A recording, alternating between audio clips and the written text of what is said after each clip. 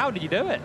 Yeah, it was tricky out there with the wind throughout the whole of course now tomorrow. Did you know that Verstappen's pole position at Silverstone could be his last major feat with Red Bull?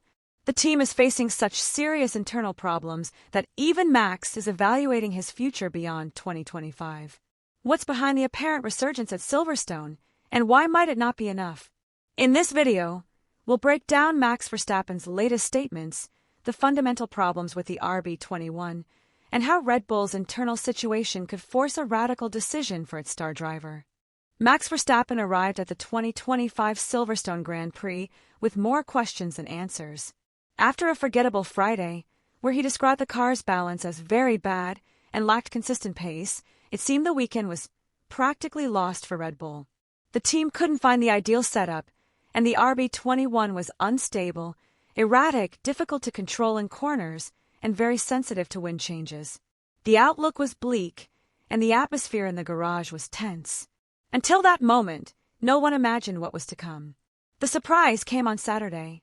In qualifying, against all odds and with a performance that many described as one of the most brilliant of the season, Verstappen achieved the unthinkable pole position. He stopped the clock at 1 minute and 24.892 seconds, beating Oscar Piastri by just 0.003 seconds.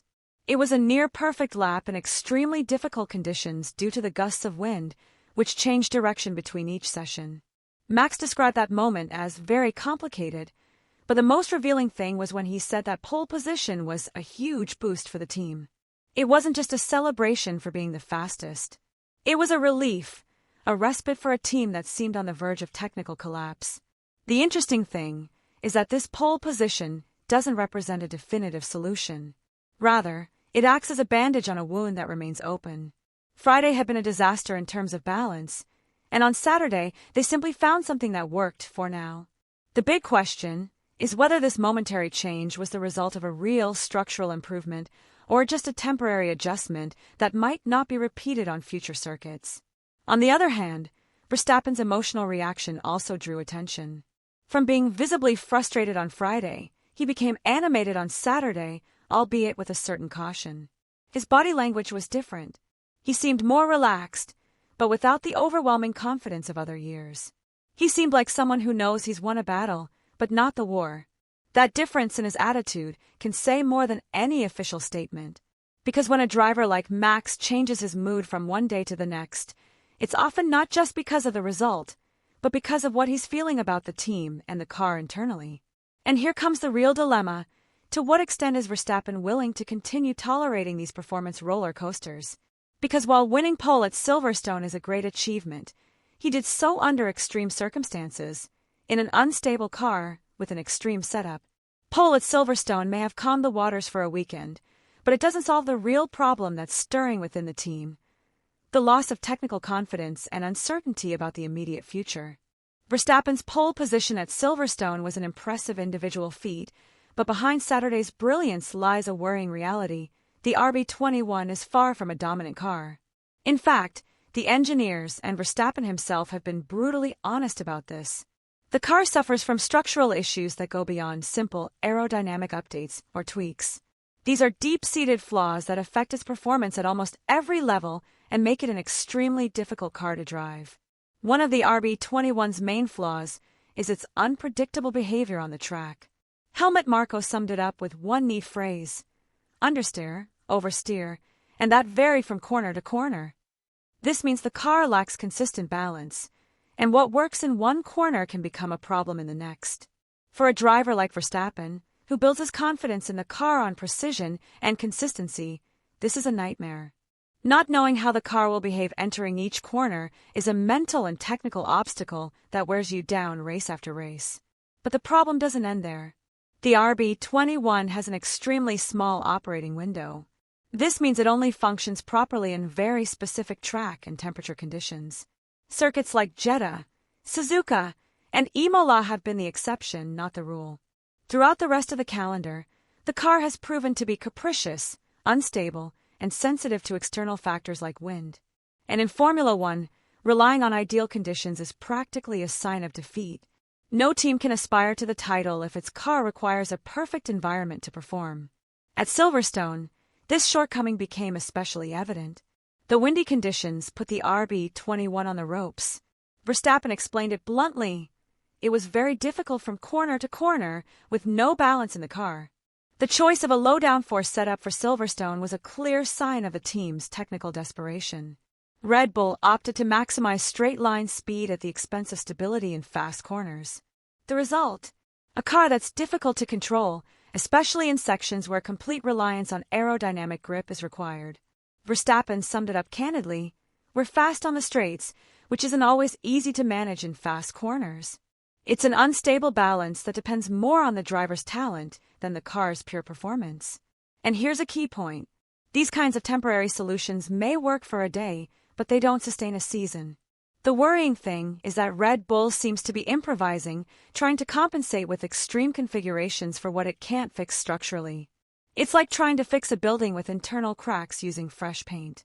On the outside, it may look competitive, but on the inside, everything is on the verge of collapse. Amidst this situation, the team has failed to find a clear direction in its development. Some updates have partially worked, while others have raised more questions than solutions.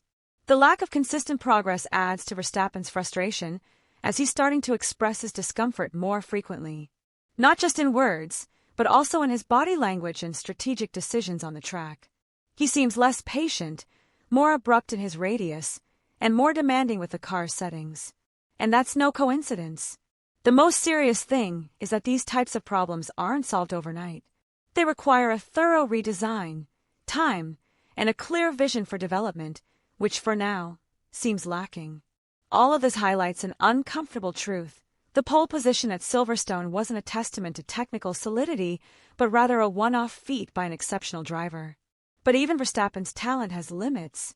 If the car doesn't improve structurally, if the problems persist, and if the solutions remain temporary patches, the question will no longer be whether Max can continue winning, but whether he will want to keep trying in these conditions. After analyzing the RB21's internal problems, the inevitable question is, how is Red Bull responding to this critical situation? And what is Max Verstappen really thinking amidst this unstable landscape? Red Bull finds itself caught in a dangerous paradox. On the one hand, it knows it has the best driver on the grid, a talent who can deliver results even when the car isn't up to par. But on the other, it's aware that it's increasingly far from offering him the necessary tools to keep him happy and competitive in the long term. At Silverstone, the decision to go with a low downforce configuration was symptomatic. It wasn't a decision based on technical strength, but on necessity. It was a gamble, an attempt to maximize the only strength they had left, straight-line speed. But that choice came at a very high price in fast corners, and left the car with nervous behavior, difficult to predict, and highly dependent on the environment. Max has remained loyal to Red Bull. He built his legacy within the team, won championships, broke records, and solidified his image as the great leader of modern F1. But that same ambition that took him to the top is what could push him to consider other options if he feels the team has stopped evolving at the necessary pace. And the reality is that Verstappen isn't just a fast driver. He's a strategist. He observes what his rivals are doing. He analyzes the potential of each project. And above all, he measures the value of time.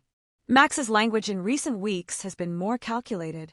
He continues to support the team publicly, but no longer with the enthusiasm he once had. He speaks more cautiously, avoids making promises about the future, and most importantly, has left the door open to the unthinkable, a team change. Red Bull, for its part, is trying to contain the situation. It is accelerating development, adjusting communication, and seeking to show signs of technical improvement to keep Max engaged. But it does so without the authority it once had. It can no longer promise the fastest car. Now he can only promise hard work, future development, and hope. And that, for a driver who lives in the present, may not be enough. Most critically, Red Bull no longer has complete control of the narrative. For the first time in years, key decisions depend more on the driver than the team. If Verstappen decides the project no longer suits him, there will be no contract or loyalty that will keep him. His future is in their hands. Red Bull isn't just facing immediate problems with the RB21. On the horizon is a much more complex challenge that could redefine the team's destiny. the arrival of the new engine for 2026. With the decision to develop its own power unit under the Red Bull Powertrains brand, in partnership with Ford, the team has made a profound strategic shift, moving away from the support of long-standing manufacturers like Honda. At first glance, it may seem like a natural evolution, a sign of technical independence. But behind this decision lies monumental pressure, enormous risks, and questions that still have no clear answers. Team principal Christian Horner has put it bluntly: the challenge of building its own engine from scratch is enormous. Although Ford has significantly increased its involvement in the project, moving from a role focused on electrification to an active participation in development, the reality is that Red Bull is entering a terrain where it has no previous experience. While Mercedes, Ferrari, and Renault have spent decades developing F1 hybrid units with all kinds of trial and error under their belts, Red Bull is learning in real time. And in Formula One, that kind of learning curve is often costly. The level of technical complexity involved in the 2026 engine regulations is greater than any other transition in the sport's recent history. It's not simply about making a powerful engine. It's about integrating a highly efficient hybrid unit, capable of delivering reliable and consistent power under new energy constraints, with more aggressive energy recovery and a very delicate technical balance. Red Bull isn't just trying to build that engine, it's doing so with the added pressure of having to be competitive from day one. The internal pressure is also great. Within Red Bull itself, there are voices of concern about the level of progress of the new engine. Although a message of confidence is maintained with the public, deadlines are tight and testing is limited. No one wants to go into the 2026 preseason without knowing if the car will start competitively. In short, Max Verstappen's pole position at Silverstone was a one-time showcase of the driver's exceptional talent, but not a solution to the problems facing Red Bull. The RB21 remains an unstable car with an extremely narrow operating window and aerodynamic sensitivity that makes it unpredictable on most circuits. Added to this is a development strategy that seems more reactive than proactive, with risky decisions that highlight a lack of clear direction within the team. All of this has begun to slowly erode the relationship between driver and team. And this is where you, too, come into the conversation. What do you think about all this? Do you think Verstappen should remain loyal to Red Bull, even if the results aren't forthcoming? Your opinion counts. Leave it in the comments. Don't forget to subscribe to the channel